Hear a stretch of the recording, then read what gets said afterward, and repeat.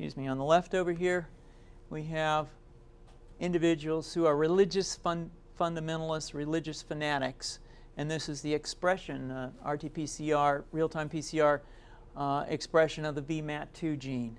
Over here, we have individuals.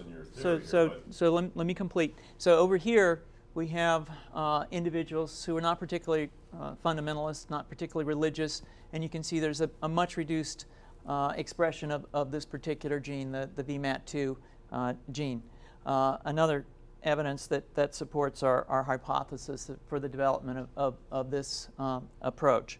What you're suggesting here is that by spreading this virus, we're going to eliminate individuals from donning on a bomb vest and going into a market and blowing up the market. So our hypothesis is that these are fanatical people, that they have overexpression of the VMAT2 gene, and that by vaccinating them against this, we'll eliminate this behavior.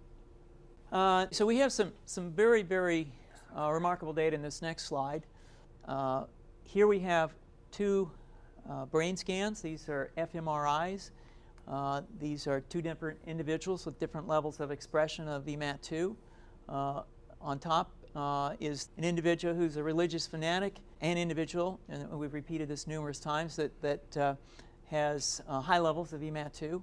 Now, this individual down here who had low levels of the VMAT2 gene, this individual would self-describe as not particularly religious.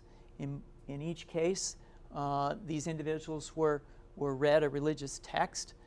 This individual lit up the right middle frontal gyrus, shown here, and that's a part of the brain that's associated with theory of mind. It's a part of the brain that has to do with intents and beliefs and desires.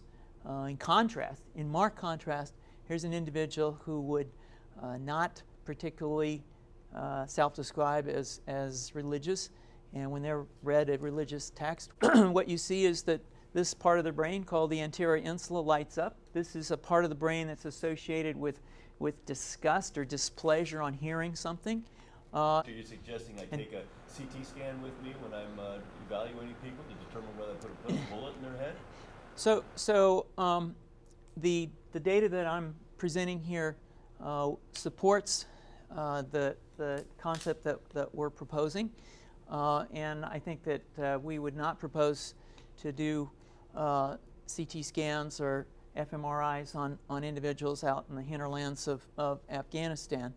The virus would immunize against this VMAT2 gene, and that would have the effect that you see here, which is it's essentially to turn a fanatic into a normal person. And we think that will have major effects in the Middle East. How would you suggest that this is going to be dispersed? The aerosol? Well, so the present plan and the tests that we've done so far have used respiratory viruses such as flu or rhinoviruses, and we believe that that's a satisfactory way to get the exposure of the largest part of the population. Most of us, of course, have been exposed to both of those viruses, and we're quite confident that this will be a very successful approach. This is fascinating. What's the name of this proposal? Yeah, so the name of this project is FunVax, which is the vaccine for religious fundamentalism. And you have a proposal already? The proposal has just been submitted, and I think that the data that I have shown you today would support the development of this project, and we think it has great promise.